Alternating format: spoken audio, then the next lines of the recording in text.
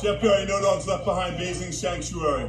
I want to thank Elafi, E-L-A-F-I, for this amazing award. No Dogs Left Behind fights the fight, boots on ground in China, where more than 20 million dogs are slaughtered, saving thousands and thousands of lives, shutting down slaughterhouses, and intercepting dog trafficking trucks with dogs heading for slaughter. In the name of change, we fight the fight on the front lines for global animal welfare laws and fight for sustainability. We can't thank you enough. Jeff Perry, No Dogs Left Behind. We appreciate this award, and we love you guys. Peace. When you're down and out and you don't know what to do, ask a naked guy crocheting. You're a hot mess, so you better get advice. Ask a naked guy crocheting. but now your life is okay and your mama's finally proud. 'Cause you got advice, Yeah. 'cause you got advice, 'cause you got advice from a naked guy crocheting. Crochet. Oh yeah. Hello, and welcome back to Ask a Naked Guy Crocheting. This is episode number 7, everybody. Yeah. Oh, I'm so excited. And it's been a couple of months since I put out a new episode. I do apologize for that. But the last couple of months have been very, very busy for me. But busy is a good thing. And I have great news for everybody. Because of your continued viewership and your contribution, I have been able to make another donation to No Dogs Left Behind. I'm very excited about that. So thank you all very much.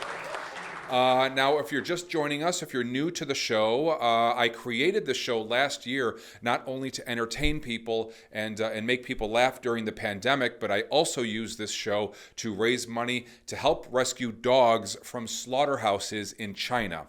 So I raise money for an organization called No Dogs Left Behind. These guys are amazing, amazing people. They travel to China several times out of the year, and they literally rescue dogs off of trucks, dogs that are just seconds from being killed and being tortured and being slaughtered, and they bring them to sanctuaries where they give them medical attention, and then they put them all on a plane, bring them to the United States, and they adopt these dogs to loving families. It is a wonderful, wonderful organization.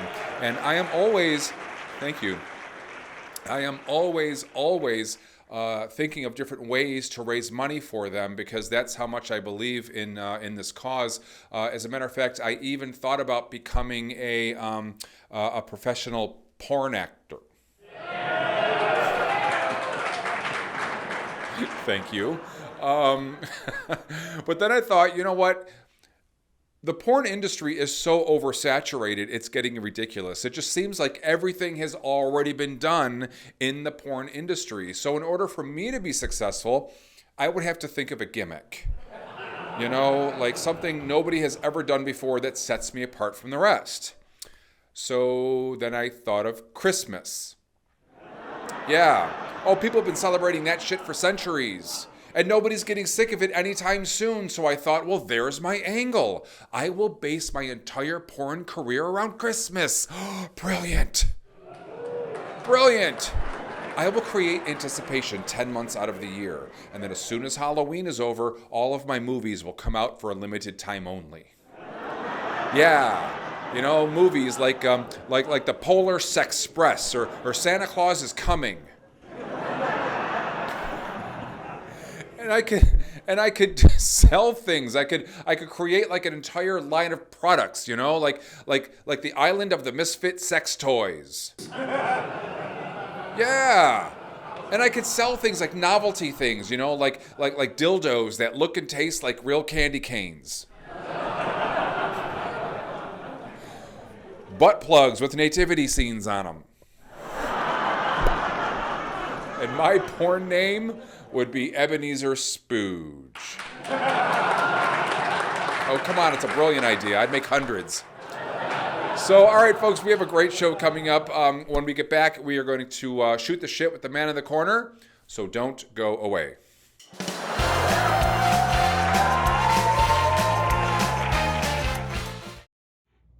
The Elafi Honorary Award, I had intended it to go to a Cyprus rescue or rescuer that we felt missed out for the amazing work they do. This year, however, I decided it needs to go to an international organization that every day faces horrors that those of us in most rescues are lucky enough not to have to deal with. I'm talking about the horror of rescuing dogs heading for the murderous Yulin Festival in China.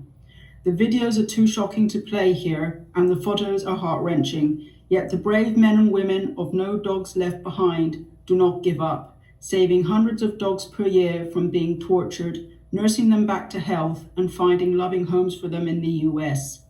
During COVID-19, they refused to leave China, remaining instead to continue the fight with local rescues they collaborate with. I know you will all join me in thanking founder Jeffrey Berry and his dedicated team for their courage, dedication, and unrelentless fight to shut Yulin down. We support you and fight alongside you. Stay strong.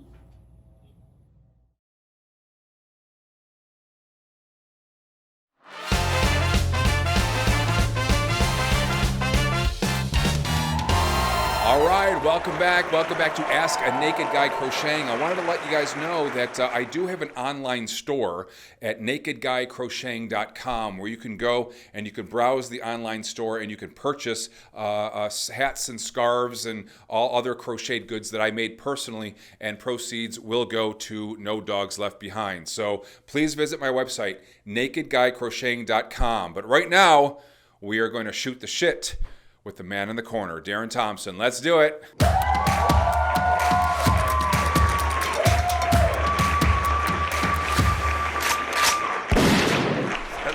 Hello, and welcome back to Ask a Naked Guy Crocheting. We appreciate you joining us today. As always, please follow me on social media, My Big Funny Peter, and I also have Naked Guy Crocheting on social media as well. And please, folks, please go to my website, nakedguycrocheting.com, and make a contribution. So not only can I continue this show and entertain people, but part of your donation will be donated to No Dogs Left Behind, an organization that rescues thousands of dogs from slaughterhouses in China. These dogs really need our help. They cannot fight for themselves, and we are a big part of bringing them to the United States and giving them the families that they deserve. So thank you for that. NakedGuyCrocheting.com. All right, awesome. On with Darren Thompson, our man in the corner. Hi, Darren. Hey, Peter, and our special sidekick today, Dolly. Yay, hi, Dolly. Dolly, our special guest hostess. Yeah, what do you want to shoot the shit about? There's so much going on in the news. It's like hard to choose, isn't it? Yeah. Honestly, the thing that really boggles my mind is the billionaire class. This pissing contest that they have of getting into space first is really kind of like Bezos and Branson and Elon Musk. They're just really spending their wealth in ridiculous ways. It's really just like a dick measuring contest. That's all it is. Yes, it really is. It totally. Well, first of all, I don't even know how are they getting up there? Like, are they renting a shuttle or like they like a huge slingshot or a one-way slingshot would be great. How are they getting there? They are basically off from saving a lot of money from not paying taxes. Yeah. They're taking their money and building their own tin cans to be propelled up into space.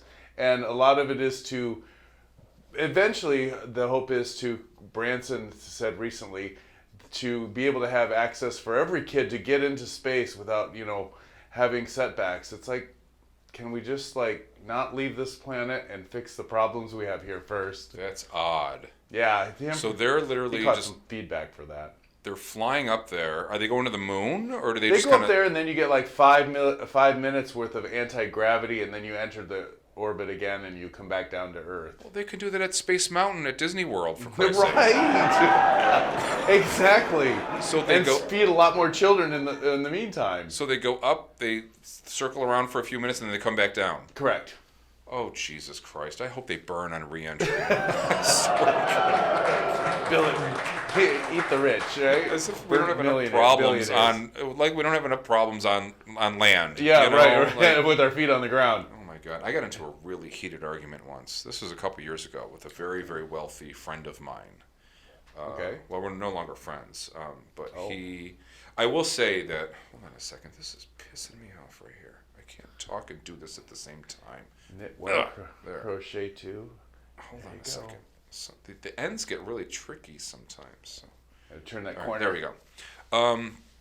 Where was I? Oh, yeah. So my friend, so we got into a really heated argument because, well, first let me say that this guy really is like the poster child for the American dream. You know, he grew up in a very broken home, very poor family. Oh, okay. He put himself through college and he became a big executive at IBM and he makes millions. He's Self-made? Totally self-made. I respect him for that. That's great. So, but he's a Trump supporter, and we got into this. This heated argument, and he was saying, why should the rich people have to pay more taxes? And I said, well, because you got rich off of people like me, hundreds of millions of people like me, who gave you our money to buy your product. So it only stands to reason that you pay more taxes, Yeah. And he had the nerve to say, well, I worked hard to get where I am. I'm like, are you fucking kidding? What makes you think you worked any harder than me? Right. If you judge labor to wealth, well, in my opinion, African women would be the most rich people in the world. No shit. People like, and my sister. Single moms. She's a single mom. She's got 3 teenage girls. She's got 3 jobs.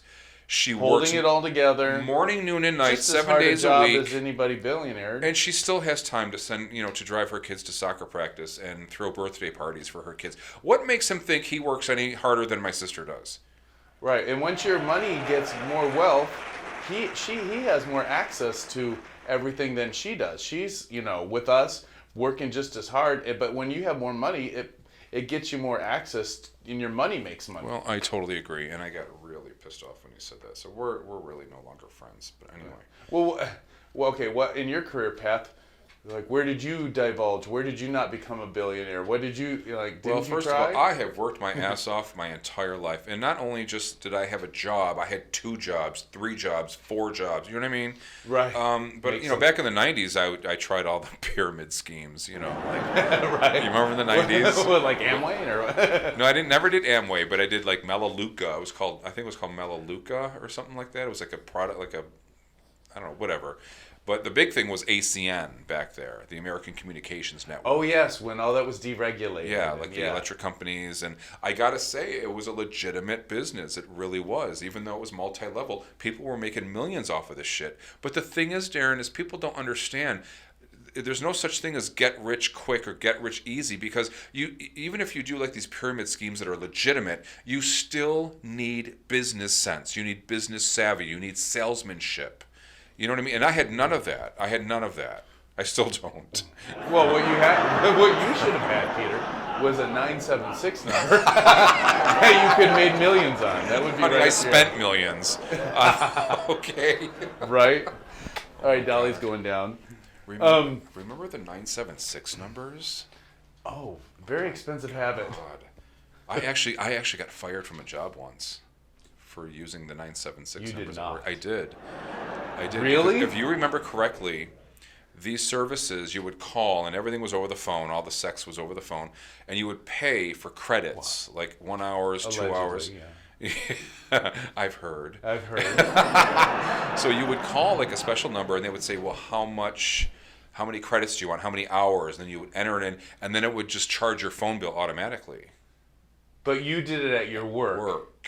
And what happened? They caught me. They caught my ass. They brought me into their office. Okay. And she had the phone bill printed out, and it was all highlighted in fucking yellow highlighter, Too bad it wasn't pink. That would have been more suitable. More suitable. So she gave it to me, and she says, Peter, we caught you making these phone calls. And I said, well, how do you know it was me? Yeah, how'd they know it was you? Because she said they recorded. All the phone calls were recorded. No way. Somewhere on tape, you have me going, yeah, fuck me, daddy. What are you wearing? No, you didn't. Dixon Schwabel Advertising, they were called. What? Dixon, you got schwabbled out the door with Yeah, that right. one. Well, it was a husband and wife team. Dixon Schwabel, yeah, and she. And they didn't use the 976 numbers, so well, they knew apparently who she not. was? Well, she was like this big, women executive. She was very very empowered woman. She didn't. She's a feminist. Yeah, she very didn't even progressive take for her time back then. She didn't even take her husband's last name. So that's what was Dixon and Dixon. Yeah, that was her last name and his last name. Oh wow. Yeah. Okay, that's very forward thinking back then. Well, Darren, back then, this was 1994. This happened. I was 24 years old. Right. I was severely closeted. You need an outlet. You know what I You mean? needed your own phone booth. Desperate times call for desperate measures. Right? There was a phone. I took advantage of it. Well, think how things have changed. Oh my God! Now you have fucking NFL player. coming out. Yeah. Coming out. What did you think about The View? Joy Behar, she got reamed for that funny joke she made. That was so funny. I thought it was hilarious. They're talking about what's his name, Carl Nassib. Nassib, yeah. And he came out. He's in the NFL, coming out of the closet, and she said, "Talk about penetration in the end zone." Joy, I swear to God. That was funny. Wow, that's just comic genius right there. I think she came up with that one off the fly. And then she apologized. I'm like, no, don't apologize to these overly sensitive queens. Yeah, but their other viewership probably she had to bite her tread on that one. I understand. She probably I understand still, she had to apologize. But look at the amount of things that Meghan McCain has had to backtrack, and she's actually stepping aside on the show. She's going to be, kind of taking a resignation. Yeah. Well, thank God. I never liked her. And her bad hairdos. Her hair offends me, and she never apologizes to that. One day, literally, she had hair. I think it was weaved into a tiara or something. I was like, "What is this?" A tiara? Yeah, it was some sort of tiara-looking hairdo. I was like, God. What is she getting off? What did she win the Miss Fat Universe contest? You can't say those things.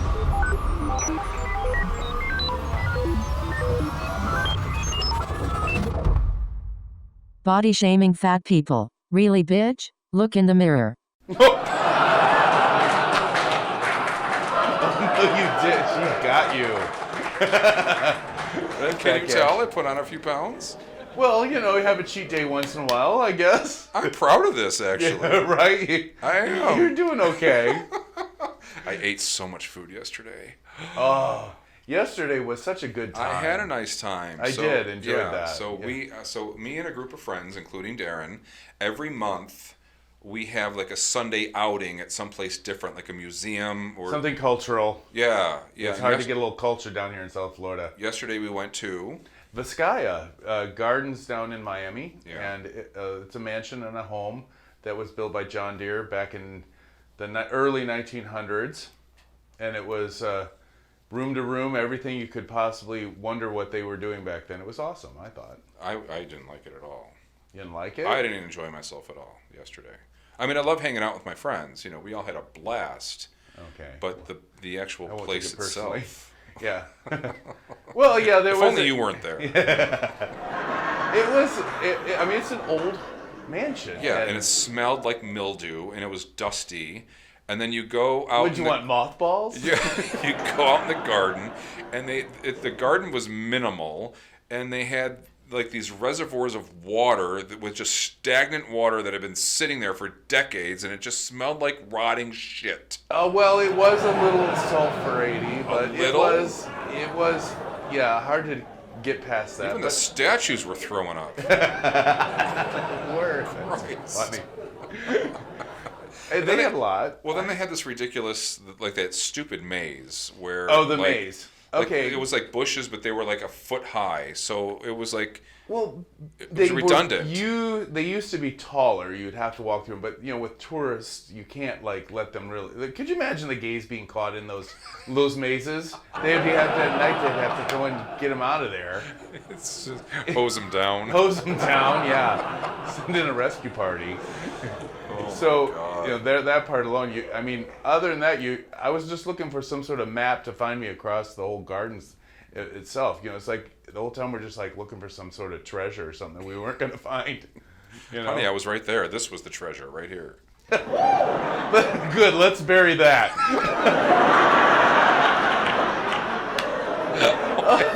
Fuck you. We'll have Dolly dig the hole. Yeah, right. Oh, that's awesome. On that note, All right, let's do some fun questions. Yeah, There's we have good some ones this week. we have some very fun questions Yes, this week. So, all right, so yeah, we'll be right back.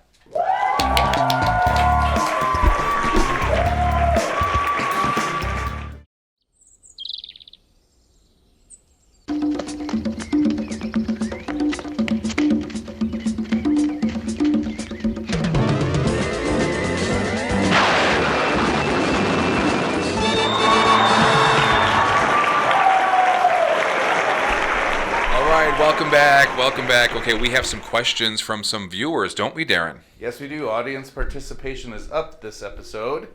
We're going to start right off, you in your birthday suit, from Steve from Minneapolis. Hi, Steve.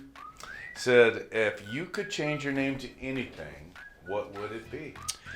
I've always liked the name Rocco. I have a cousin named Rocco. He was a dentist.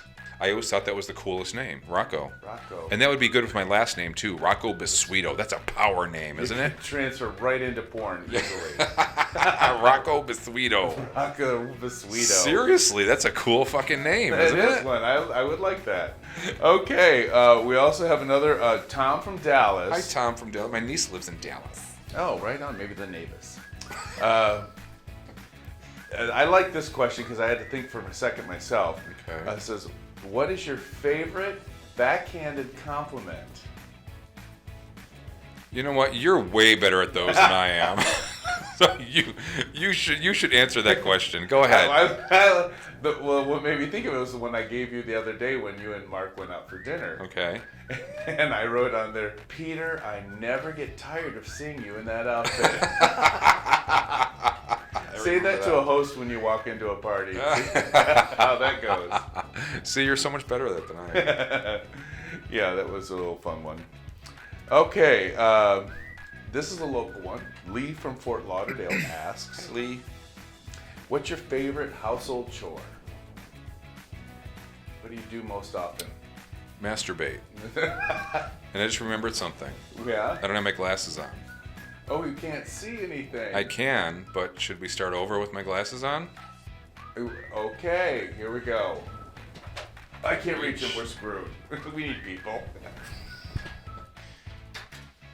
All right, just toss them over here. I'd almost hate that. Well, okay, then what is your least favorite household chore? Masturbating alone. So if you want to join me masturbating, leave a comment. Oh, now we're going to get some comments. Yeah, Okay. right, finally. Engagements. Ask other serious questions we can ask this kooky man. Oh, that's funny. Tony from Long Island. Hey, Tony It's from a Long Tony from Island. Long Island. Who's the most interesting person you've ever talked to? Oh, God. Like, I guess it could be famous or... I don't know. I don't have any interesting friends. Oh, All my friends are like you. Stuck in the muds. The most interesting? Probably my Uncle Sal, actually. Yeah. Uncle Sal. Uncle Sal. Okay. He died like 3 years ago. He was 93 when he died, but he served in 3 consecutive wars. He served in World War II, the Korean, and Vietnam. And he always told me stories about, what went on and how it was, and it was just so interesting to hear history from somebody that actually experienced it. First-hand account. Yeah, as opposed to learning about it from, Miss Ferguson's history class, Right. No. So, yeah. Critical thinking there. Right. Yeah, he was just a really, really interesting guy to talk to. Okay, our next one is Patty from Orlando, another Floridian. Yay, Patty. I just thought this one was a good, quick question. What song would you play in hell? What song would I play in hell? What song would you play in hell? What artist? Anything by Barbra Streisand. Oh. Oh, and I just lost half my viewership. That's like 3 people. Yeah, right, exactly.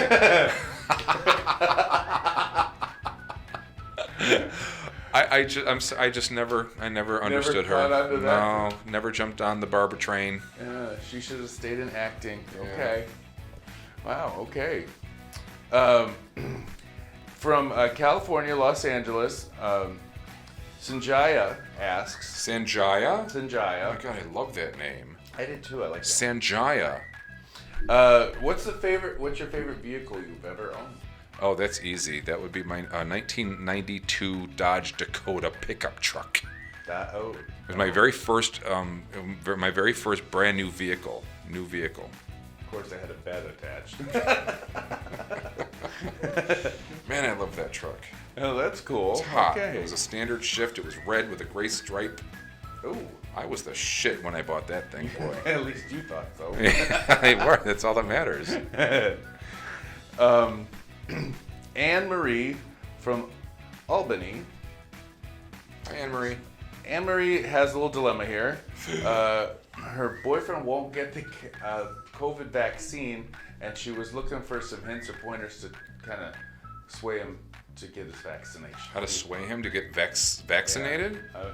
Everybody's come at everybody with, every logical thing. Have a stranger sneeze on him. Or better yet, just break up with him. Problem solved. Problem solved. There. I love have somebody sneeze on them as they walk by. Make sure they don't have COVID and have had their vaccinations. But make them think. That's a good one. Yeah, I like that right? one. Just have, achoo! Oh, sorry. Oh, look, we're here next to Walgreens. You can get a pharmacy shot. That's funny. Oh, we have another Peter asking a question from. Okay. This must be the only other Peter in North Dakota. North Dakota. Oh God, I'm sorry. And I like his basic question: what are you most worried about nowadays? What am I most worried about? There's a lot to worry about. Well, I'm very concerned about the dumbing down of America. Yeah. Well. People are getting dumber and dumber and I asked my father. I talked to my dad on the phone yesterday. You met my dad. He's the coolest guy in the world. Right. And I asked him, I said, Dad, just out of curiosity, were people this stupid in the 50s without missing a beat? No. No. So true. Oh, that's funny. Yeah, dumbing down of America. That's got to be it. People are just so fucking stupid. They get their panties in a twist over the dumbest things. Meanwhile, the planet is running out of fresh drinking water. We're running out of usable topsoil. We're running out of fish in the sea. Cities are sinking. There's an overpopulation problem. And, people are concerned because, a Looney Tunes character comes across as racist. Yeah, priorities. Yeah, I hear you. Robert from Fort Lauderdale, another local. Hi, Robert. What book made the most impact on you in life? The Bible. Literally, the Bible. People have thrown Bibles at me, hit me upside the head. It's quite the impact. That would be. You have to crochet yourself a helmet. Seriously. We'll do a Bible at you, Peter. Oh my God. Mark and I, we when we lived in Buffalo, we took a bus trip to Albany to lobby our state senators. This was before gay marriage was passed in New York State. Okay. Right. And we took a bus trip with 50 other people to lobby our state senators. And, there's protesters there, and they were throwing Bibles at us. None of them really hit me, but, yeah. Was this in Albany? This is in Albany. Was it Anne-Marie? I'm sure Anne-Marie's a lovely person. That bitch. She's not a Bible thrower. She's a Bible thumper. That's fun. Let's see. Mike from Rochester. Oh, my hometown. Yeah, this one's really, really easy. Do you have any scars that aren't emotional? No. No? No, actually, I do. I'll show you. Hold on. Oh. I have a scar. Oh. When I was 11 years old, Okay. I was roller skating and I had a bottle of pop, like soda, in my hand. Oh. And this is back in the day where there's no such thing as plastic bottles. Glass, Remember? yeah. Everything was glass back then. And I fell, and the bottle, when it hit the pavement, it went right through my hand. This entire section of my hand was hanging, and there was blood splurting like this. It was really bad. So I have a scar that goes... Did the doctor crochet some stitches in there for you? Ow! Oh my God, you must have been freaked out. He's like, yes, what color would you like? Yeah, right. What color yarn would you like to hold your hand together? The last question from the day. Last is question. Nick from Las Vegas. Ooh, Nick. And I know this one's going to get you go. But he wants to know, how come you're not always fully naked? Well, I am fully naked. But I think I'm just covered. You know, a lot of people, you know, they get really mad at. I've gotten messages saying, "Well, you're not really naked. It's false advertising." First of all, no, you're wrong. I am fully naked. I'm just covered up. There's a lot of false advertising going on there. I got AOL inches. Yeah, right. So, but let me just explain something, okay? I created the show to entertain people and make them laugh, and also to raise money for a good cause, dog rescue. You know, if you're expecting to stare at my dick for 30 minutes, you're totally missing the point of this show. And you'd be completely underwhelmed. Yes, you would be completely underwhelmed. But thanks for your questions, everybody. Oh, we're done. Yeah. Oh, we ended on my dick. Yeah. Damn. You're supposed to start there. Yeah. It was a happy ending. As one could say. Another happy ending from a naked guy crocheting. Thanks for the questions. Keep them coming in. Yay. Thanks, Darren. We'll be right back.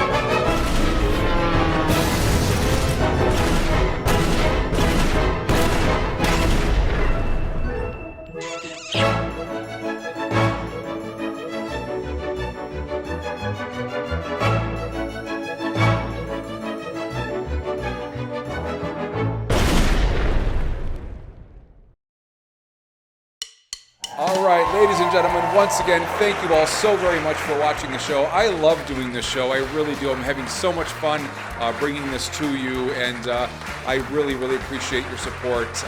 Once again, go to my website, nakedguycrocheting.com, make a contribution or buy a crocheted good, hats, scarves. There's lots of great things on my website, and proceeds will go to No Dogs Left Behind. So once again, thank you very much. We'll see you next time. Keep smiling, keep laughing, and keep watching.